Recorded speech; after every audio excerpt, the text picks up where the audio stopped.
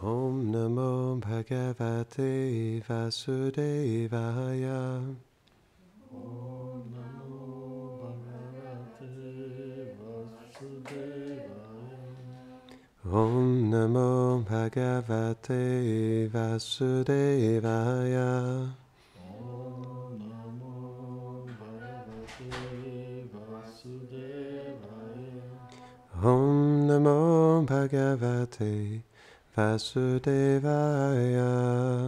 Om Namo Bhagavate Vasudevaya. Sutta Uvacha. Sa Upamantrito Ragya. Kathayam iti satpate. Brahmarato Brishamprito Vishnuratena Samsadi. Traduction.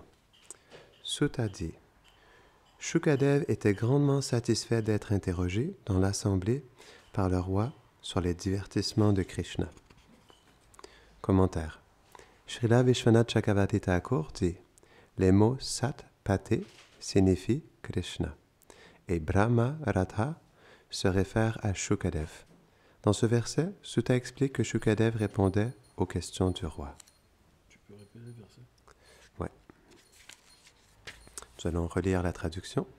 Sutta dit: Shukadev était grandement satisfait d'être interrogé dans l'assemblée par le roi sur les divertissements de Krishna.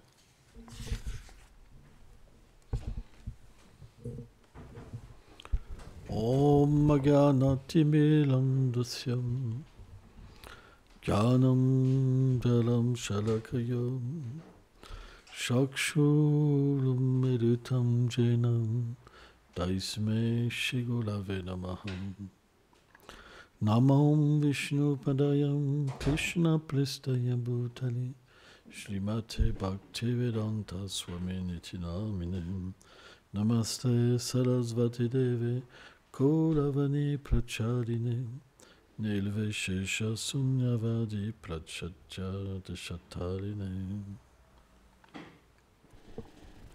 Sukadev Goswami est un perroquet fameux. Les perroquets à Vraj sont des Rasika Bhakta. Ils sont experts dans des doux sentiments d'amour. Et naturellement, dans les perroquets, il y a des chefs de groupe. Il y a beaucoup de perroquets. Il y a des chefs de groupe. Et ces perroquets ont différentes couleurs. Et quand le chef de groupe, chante les gloires de Radha et Krishna, donc certains sont plus axés sur Krishna, certains sont plus axés sur Srimati Radharani, certains sont axés sur les deux. Lorsqu'ils commencent à réciter les gloires qu'ils ressentent dans leur cœur, alors tous les autres écoutent et s'abreuvent de nectar.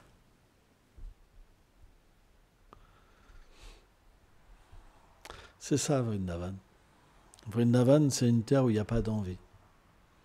Bien sûr, cette félicité, elle commence à un niveau assez élevé qu'on appelle ruchi. Lorsqu'on commence vraiment à goûter le nectar, à ce moment-là, on change de monde. Notre vision du monde change parce que on devient attiré par Vrindavan. Et on arrête de perdre du temps avec ce monde. Ça veut dire que quand quelqu'un vous attaque, quand quelqu'un vous fait du mal, ça ne vous touche plus. Ça n'a pas envie de vous toucher parce que vous n'avez pas envie de vous déconnecter. Ça, c'est le début. Après, vous ne pouvez même plus vous déconnecter. Mais vous n'avez pas envie de revenir à quelque chose d'inférieur. Et vous ressentez, quand les attaques sont là, un sentiment très profond de compassion. Parce que quand vous êtes émergé dans la félicité des doux divertissements du Seigneur, vous avez envie que tout le monde soit immergé dans la félicité. Et quand quelqu'un vous attaque, alors vous êtes confronté à un monde qui est complètement opposé. Mais c'est tellement opposé que c'est comme étrange comme situation. Et c'est presque ingérable, puisque le monde que le Seigneur vous offre, il n'est pas, ça se connaît pas. Et pourtant, malheureusement, tous les âmes conditionnées sont comme ça. Donc vous vous retrouvez dans un monde qui est difficile à comprendre et qui est difficile finalement à gérer, parce que quand on est un dévot du Seigneur, on génère beaucoup d'envie dans des gens qui sont matérialistes. C'est pas évident. Plus quelqu'un est matérialiste, il peut vraiment... On voit Hiranyakashipu, il voulait tuer son propre fils, parce que c'était un bhakta. Ça va jusqu'à là. La haine envers un dévot, ça peut atteindre des sommets qu'on ne peut même pas imaginer. Parce qu'en fait, comme on s'attaque au Seigneur directement, ça amplifie la colère. Colère, colère, colère. Et après, on veut détruire la personne. C'est comme l'objectif de notre vie. Et moi, je me rappelle, ça m'était arrivé une fois avec un dévot, et il allait même jusqu'à avoir la paranoïa que je pouvais me manifester chez lui pour lui voler ses objets. À ce point-là. Et on devient complètement fou, quoi. Ah ouais, c'est une histoire vraie. Hein. Et cette personne avait même été voir des sages bouddhistes pour contrecarrer mes actions et tout, mais un truc de dingue. Vous ne pouvez pas vous imaginer jusqu'à où ça va, la paranoïa. Et c'est comme ça. Quand on est un dévot du Seigneur, bien qu'on veut l'amour pour tous les êtres, on ne peut pas passer à travers ces choses-là. Il y a des gens qui vont penser qu'on est des tricheurs, des ceci, des cela, alors qu'on veut que leur bien. Ça ne peut pas être autrement. Et plus vous progresserez, plus ça sera présent. Ça ne peut pas être autrement. C'est pour ça que le Bhagavatam, il est pour nous une source d'apprentissage. C'est comme ce qu'il pourrait nous arriver dans le futur. Vous comprenez ? Parce que plus la pureté est là, plus les gens sont envieux. Plus la félicité est en vous, plus les gens sont envieux. Ça ne peut pas être autrement. Malheureusement. C'est pourquoi Srila Prabhupada disait, ce monde, c'est comme une terre d'envieux. On ne peut pas s'attendre à ce que tous les gens nous aiment. C'est impossible. Mais c'est vrai que lorsqu'un dévot est attaqué, c'est pas facile parce que il comprend que cette attaque, elle ne peut pas disparaître parce que plus quelqu'un a la haine, plus sa haine se renforce. C'est comme ça.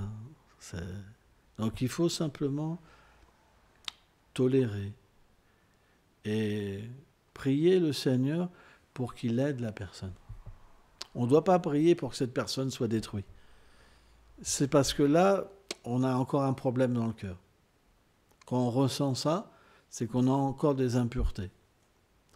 Alors, il y a de la félicité spirituelle, mais ce n'est pas assez fort pour qu'on ne ressente pas, il y a encore des petites impuretés. Quand on ressent vraiment que plus quelqu'un nous frappe et plus on veut son bien, on est prêt à tout donner, ça veut dire que le cœur commence à être prêt pour que les doux divertissements de Krishna apparaissent dans le cœur. Ça veut dire que ce n'est pas loin de la pureté.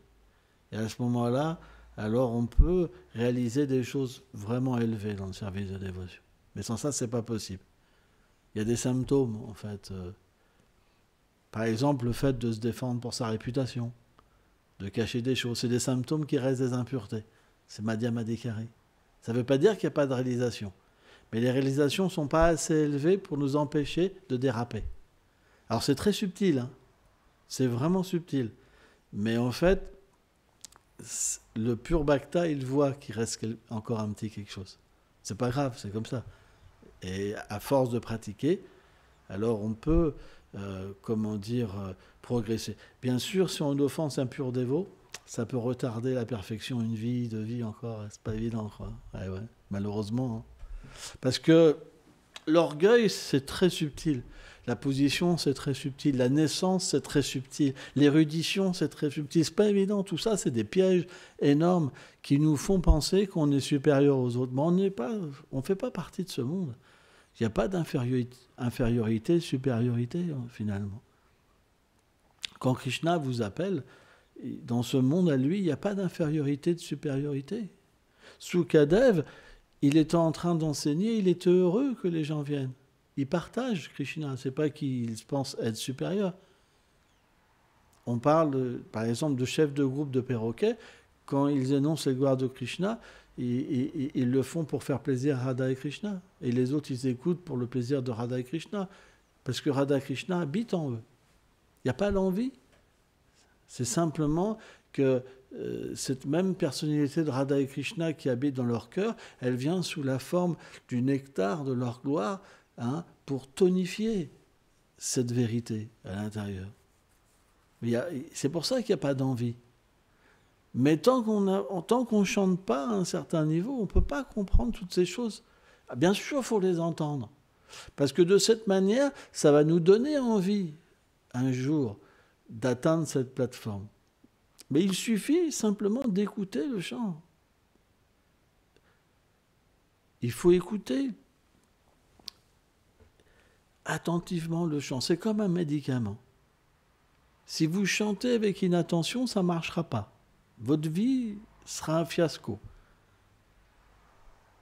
Mais si vous chantez avec intention, même si vous chantez sur 16 tours, sur 32 tours, 64 tours par rapport à ce que vous chantez, mais même si vous chantez avec intention, même un tour, ça va faire l'effet de changer votre cœur.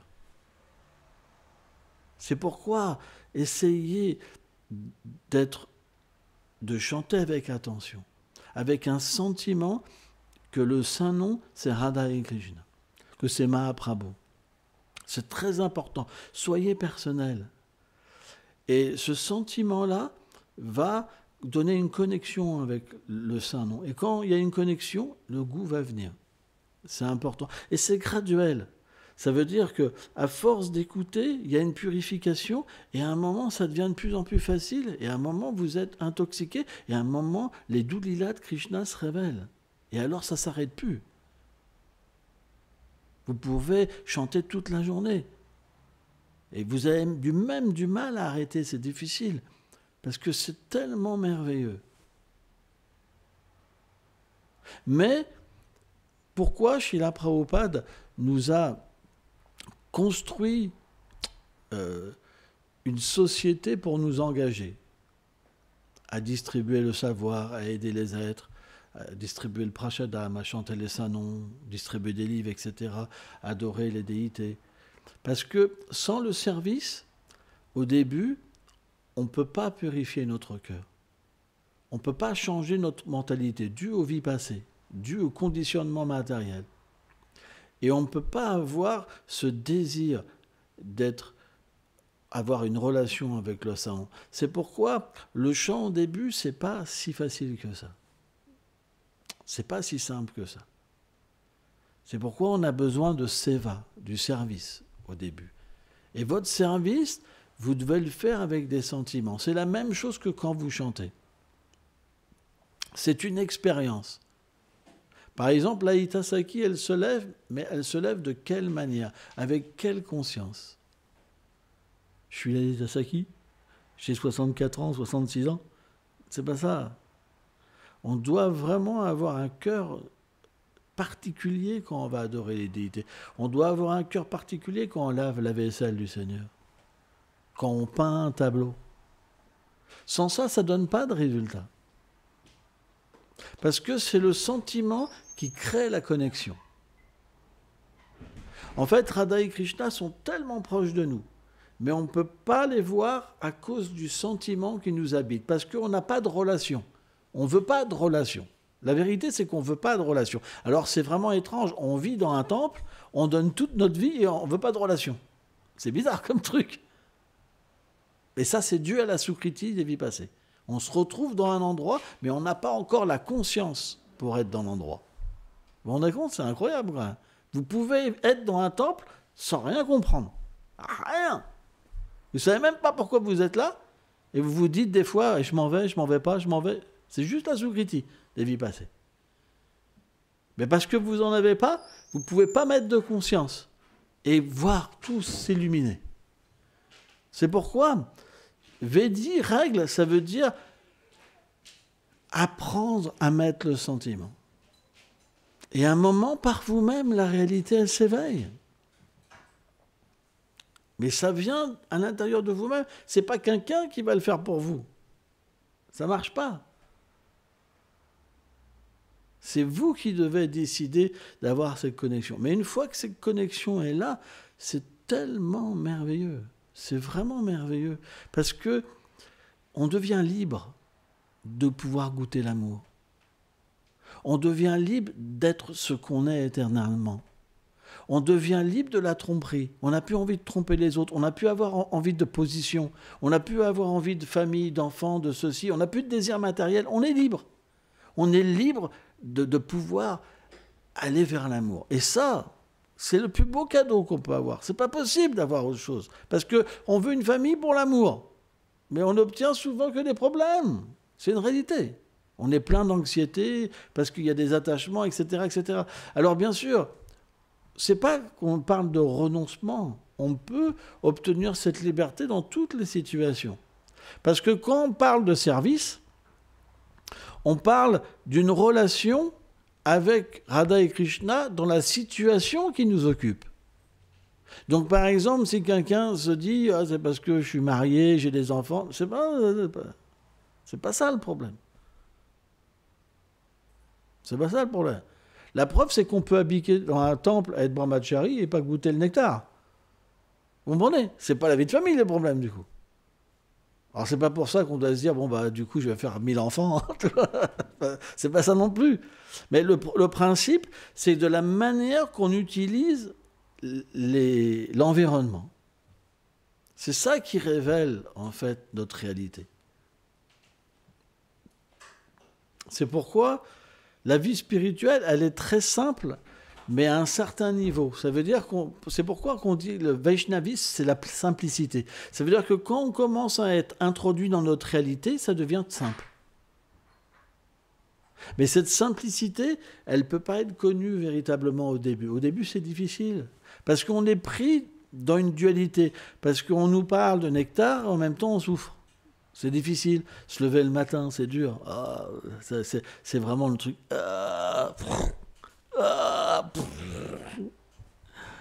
Tu as fait des vies, réveille-toi, c'est l'heure. Je peux pas, soudain, je ne peux plus aujourd'hui. Par exemple, c'est un exemple, je rigole. Attends. Vous comprenez ? C'est dur. C'est dur. Alors, ça demande une telle austérité pour... c'est héroïque.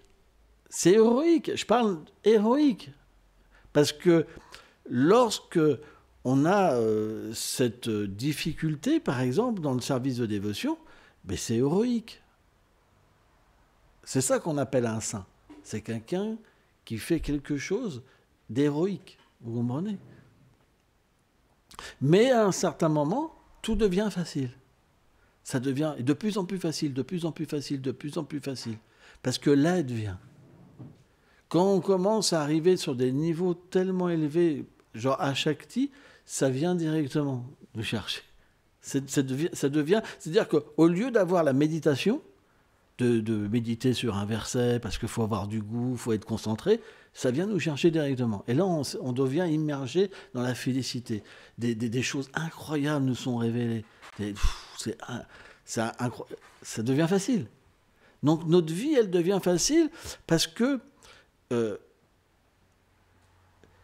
le désir vient du cœur directement. Il y a l'attachement qui vient. Vous comprenez ? Ça veut dire qu'avant, on était attaché pour des choses matérielles parce qu'on avait un goût différent.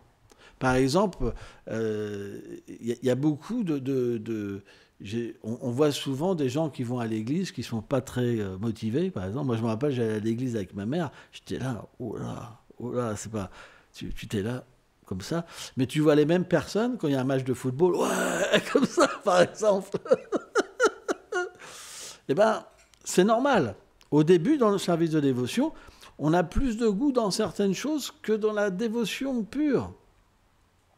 Mais graduellement, les choses qu'on a du goût avec, elles nous déçoivent naturellement. Elles ne nous permettent pas de nous libérer, mais elles nous enchaînent à des choses. Et comme on continue à pratiquer le service de dévotion, à un moment, on comprend que ça va être notre intérêt de complètement prendre refuge dans le service de dévotion. Mais ça prend du temps. Ça prend du temps, vous comprenez ? C'est pour ça qu'il faut la patience et la détermination. Il n'y a pas de choix. C'est qu'à un certain moment que les résultats vont venir. C'est pourquoi c'est très important de ne pas se démoraliser. C'est très important. Et surtout, on doit aussi comprendre qu'on est ensemble en ce moment parce que Krishna le désire, mais on est ensemble dans l'imperfection pour l'instant. Ce n'est pas notre vraie relation. Notre réalité, elle est sur un autre plan. Quand on pourra expérimenter notre réalité, alors on comprendra que la réalité chez les autres, c'est sur un autre plan. Et alors, à ce moment-là, on peut parler de tolérance. Parce que comme on perçoit notre réalité, on perçoit aussi la réalité des autres. Parce qu'on peut projeter notre expérience aussi sur les autres. Et là, on peut aussi comprendre qu'on était conditionné et que là, on se libère. Même si ce n'est pas encore parfait, mais on peut comprendre qu'on est sur le chemin de la libération. L'expérience spirituelle va faire qu'on va pouvoir tolérer. Mais au début, c'est difficile. Parce que comme on n'a pas l'expérience, c'est difficile de tolérer. Ah lui, mais ah lui, et puis là, et puis ici, ah moi ça me touche, je suis détruit quand j'entends ça, etc. C'est tout des tripes. Hein? C'est des tripes. Et on pense que Krishna, c'est ça le monde de Krishna. Ah! C'est deux déités qui ne bougent pas, avec plein de gens qui ont plein de problèmes. Et là, on se dit comme ça, on se dit, mais j'ai raté ma vie, tu m'étonnes. J'ai donné ma vie à l'enfer. Mais heureusement, il y a le bon prachat de temps en temps, le bon couscous de Balaram, et là, ah, c'est pas mal quand même. Et c'est pour ça on prend des assiettes comme ça. Ah. Bon, je blague, mais il y a une part de réalité quand même.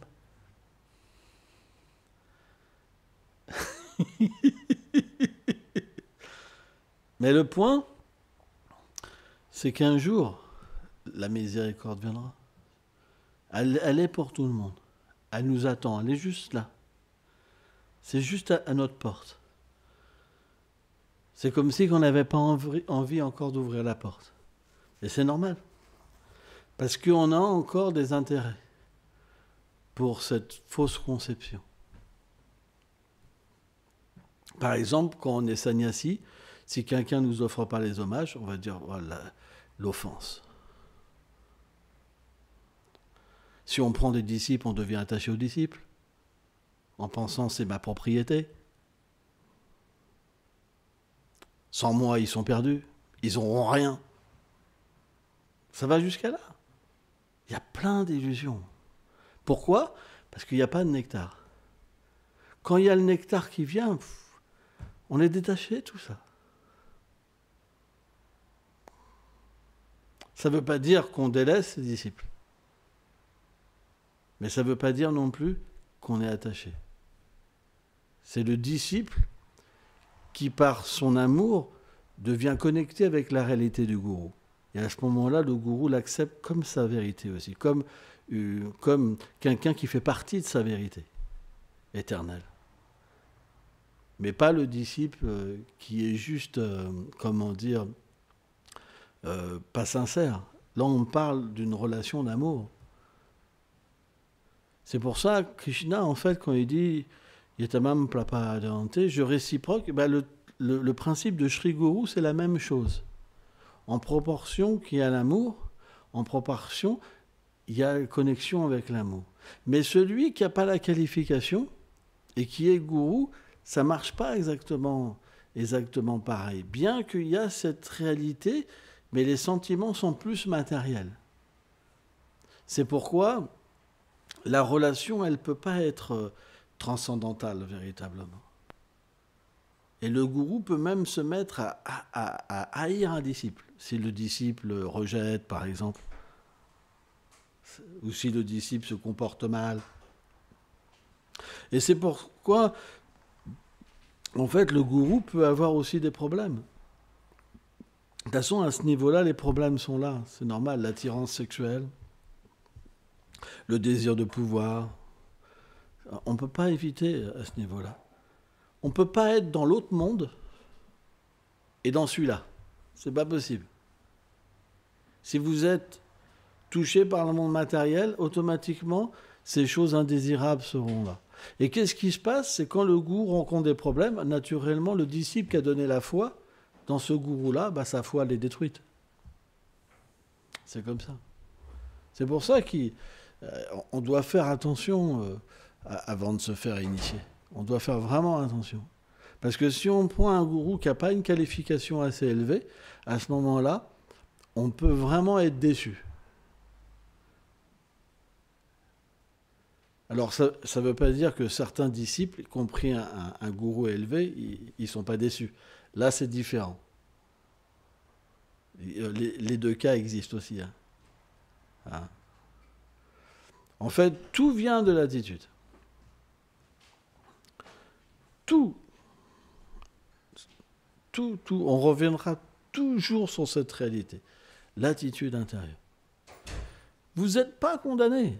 On est tous imparfaits. Tout le monde a de la colère, de la concupiscence, de la jalousie. Tout le monde a ça. Personne n'est condamné. Sans ça, personne ne pourrait se libérer. Personne ne pourrait atteindre l'amour de Dieu.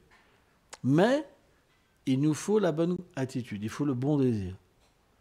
Bien qu'on soit imparfait, on se dirige quand même vers la perfection. On a envie de devenir parfait.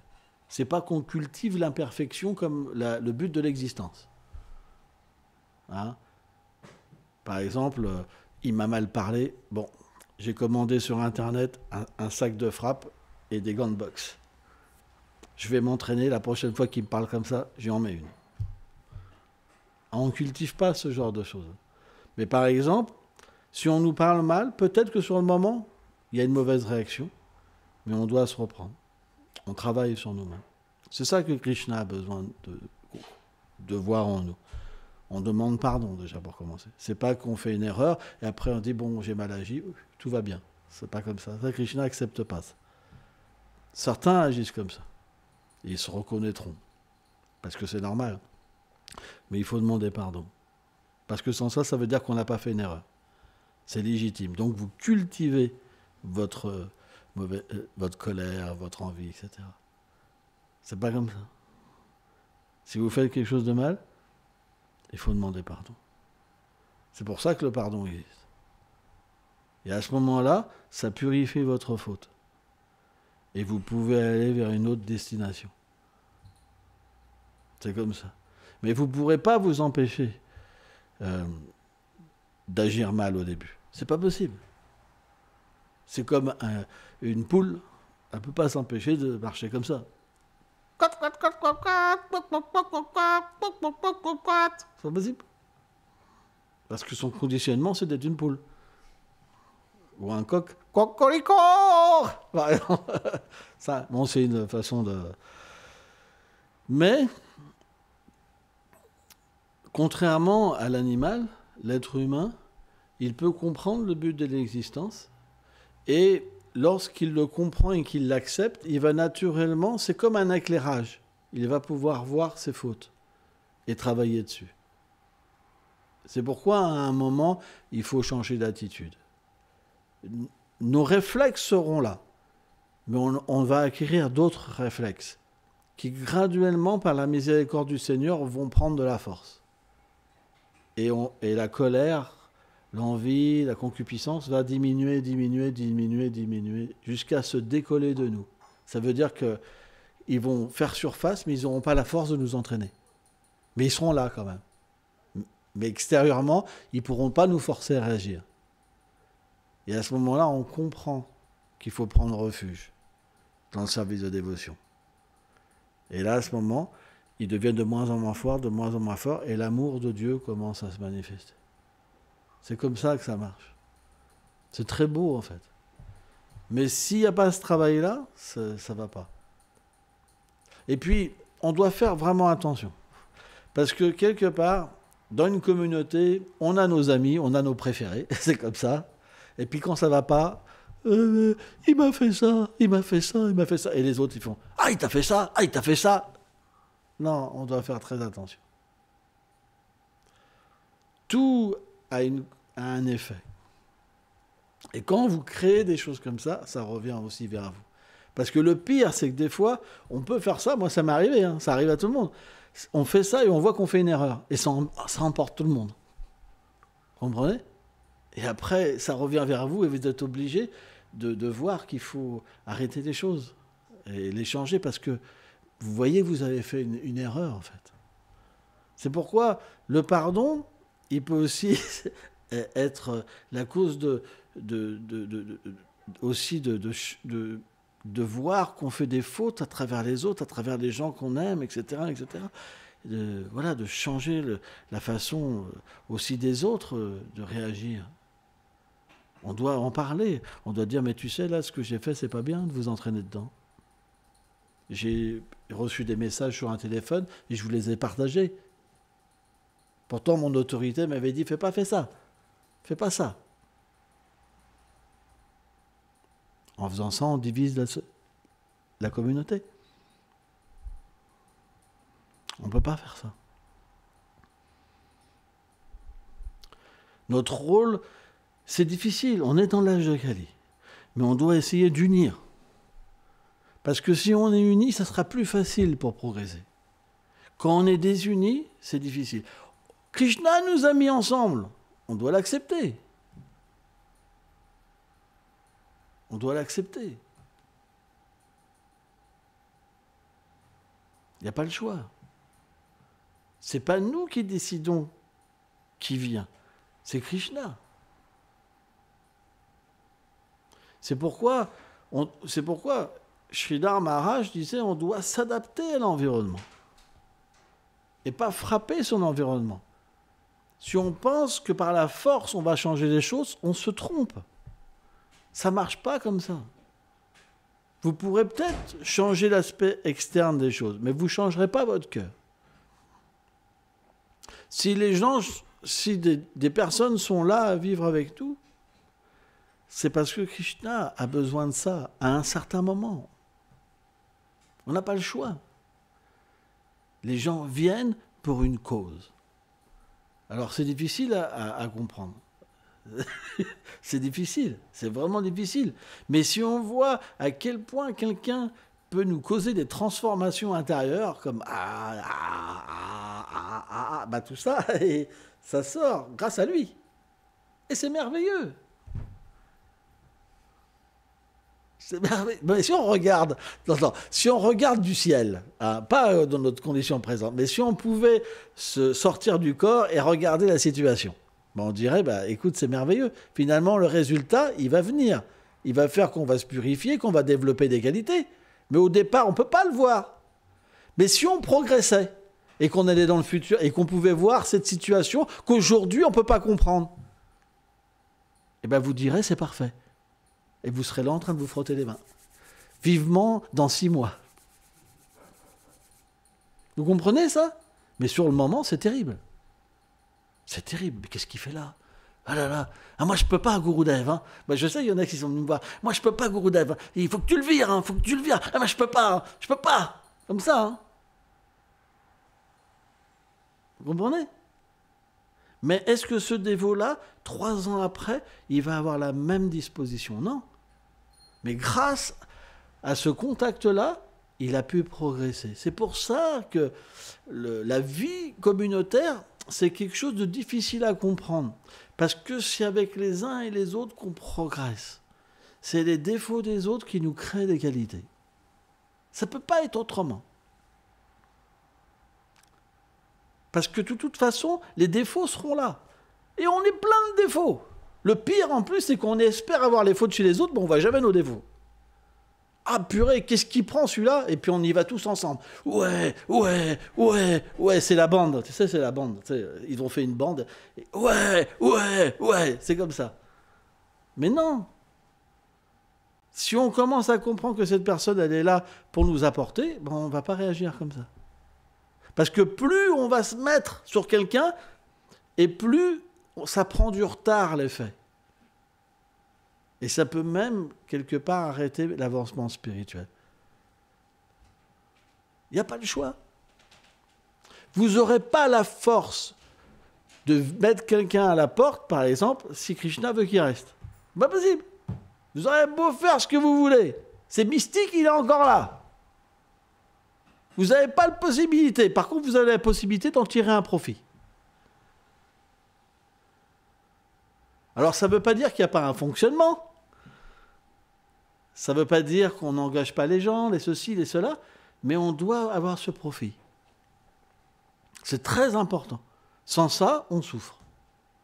Et on revient comme un moment de la classe où on peut se dire « mais c'est l'enfer ici ». C'est l'enfer, excuse-moi, mais c'est l'enfer. C'est pire que partout. Mais attends, mais moi j'ai connu des gens qui ont pensé ça. Mais oui. Moi j'ai connu des personnes qui pensaient des choses comme ça. C'est pire que l'enfer. C'est juste une question de conscience.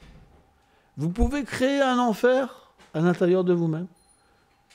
Ou accéder, ou être introduit dans le monde transcendantal. C'est votre choix. En ce moment, ça se joue entre nous.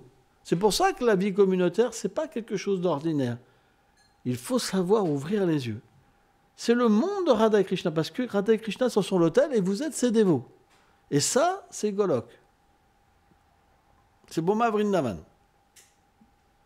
Vous êtes dans le monde transcendantal. Qu'est-ce que vous en faites en ce moment? Eh oui, c'est notre philosophie, je suis désolé. Et pourtant, on est situé où en ce moment dans notre vie? Est-ce que vous pouvez réfléchir à ça? Dans cette situation où c'est que vous êtes. Et bien là, en ce moment, c'est le goût que vous avez pour votre vie spirituelle. Vous vous détruisez les uns les autres et vous détruisez votre vie spirituelle. Ou alors vous vous construisez les uns les autres et vous construisez votre vie spirituelle. Une communauté qui s'épanouit, c'est ça. Une communauté qui se détruit, c'est ça aussi. Alors, une communauté qui se détruit, ça attire personne. Et une communauté qui s'épanouit, ben les gens vont commencer à être attirés. C'est un choix. Mais ça ne peut pas venir par le Saint-Esprit, comme disaient les chrétiens. Abracadabra, la formule magique. Abracadabra. Vous êtes le reflet de la communauté. C'est pourquoi c'est important pour nous, pour les autres, d'avoir ce travail. C'est basique, mais c'est tellement profond. Hein, tous les jours. C'est pour ça que l'introspection, elle est importante. Pensez à votre journée la veille. Vous allez voir vos erreurs. Il ne faut pas vous condamner. Essayez d'agir autrement. Essayez de prendre une nouvelle direction. Et si vous recommencez l'erreur, c'est pas grave. Essayez le jour d'après. Essayez, et à un moment, ça marche. Quand votre attitude est meilleure, automatiquement, le résultat spirituel sera meilleur. Mais comprenez que ici, il n'y a rien qui existe pour votre plaisir. Tout existe pour le plaisir de Radha et Krishna. Donc, si vous commencez à penser « tout existe pour mon plaisir », qu'est-ce que vous direz? « Ah, mais je pensais que c'était une famille, c'est pas une famille. » C'est comme ça que ça se passe. Vous allez commencer à critiquer les uns et les autres, parce que vous n'êtes pas dans le monde de Radha et Krishna. Vous êtes dans votre monde, dans votre plaisir d'essence. Les paroles, elles sortent. Parce que vous pensez que tout doit être pour moi. Quand vous dites c'est pas une famille, c'est tout doit être pour moi. Tout doit s'harmoniser à moi. Mais quand vous comprenez que vous faites partie du monde de Krishna, alors vous vous harmonisez. Peu importe ce qui se passe. Tout est parfait, tout est bien. Mais quand vous pensez tout doit être pour moi, alors vous dites, ah, tu vois comment ils sont. Voilà la mentalité démoniaque. Ça, c'est Putana. Putana, elle a un aspect très belle. Oh, très gentil, hein. Mais à l'intérieur, je viens détruire Krishna. Je viens tuer Krishna sous cette forme-là. Tuer la communauté. C'est pas une famille. Et puis il commence à parler. Blablabla, blablabla, blablabla. Et puis quand on entend, on commence à voir. Ah oui, t'as raison, c'est pas une famille, oh là là là là. Et tout est fini. C'est pas comme ça. On ne doit pas se faire avoir par nos mauvaises choses dans le cœur. Comme disent certains, repentez-vous. Non, il faut changer. Il faut demander pardon si des choses comme ça sont sorties de votre bouche. Vous n'avez pas le droit. Vous ne pouvez pas tuer Krishna. Vous pouvez tuer votre conscience, votre vie spirituelle, oui, mais pas Krishna. C'est pas possible. Putana, elle a essayé, elle n'a pas réussi. Trinavarta, il a un tableau de Trinavarta, très beau le tableau. Il n'a pas réussi. C'est pas possible. Faire attention. Hein.